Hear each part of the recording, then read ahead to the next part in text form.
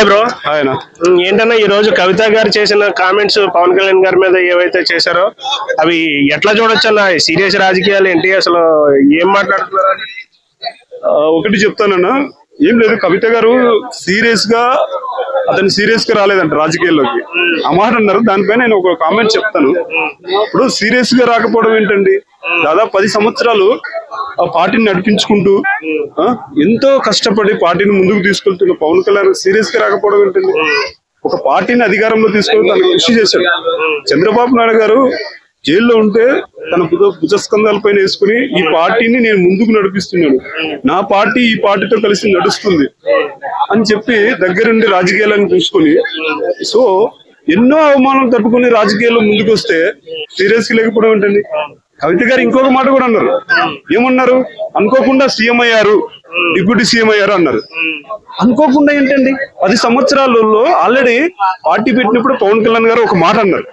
ఏమన్నారంటే, నా పార్టీ 25 సంవత్సరాలు ఉంటుంది, నేను బతికినా ఉండకపోయినా 25 సంవత్సరాలు కంపల్సరీ ఉంటుంది అన్నారు.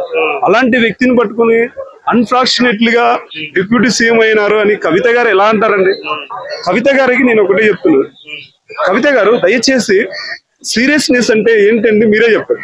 ఇప్పుడు భూ స్కామ్ చేయాలి, నలుగురిని చంపాలి, లిక్కర్ స్కామ్ చేయాలి, తర్వాత 6 మర్డర్లు 3 మానభంగాలు, లేకపోతే 60 మందిని చంపి 20 మందిని చంపి జైలుకి వెళ్ళి 6 నెలలు 3 నెలలు లేదా ఒక 16 నెలలు జైలు ఉండి రావాలా?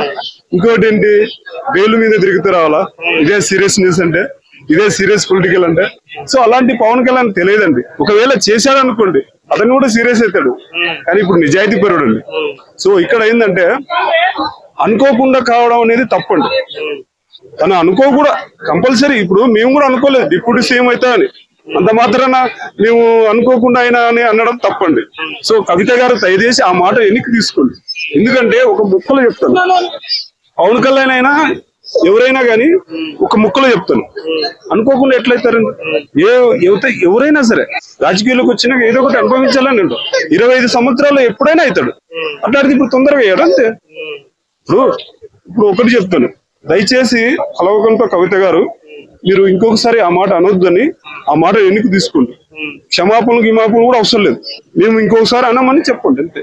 ఇప్పుడు ఏ పార్టీ ఆ పార్టీ చూసుకోవాలి. మీరు పక్క రాష్ట్రం వాళ్ళు, ఇప్పుడు పవన్ కళ్యాణ్ గారు మీ రాష్ట్రంలోకి వచ్చి లేదా మన తెలంగాణలోకి వచ్చి మిమ్మల్ని తిడుతూ ఉంటే అప్పుడు మీరు అనాలి.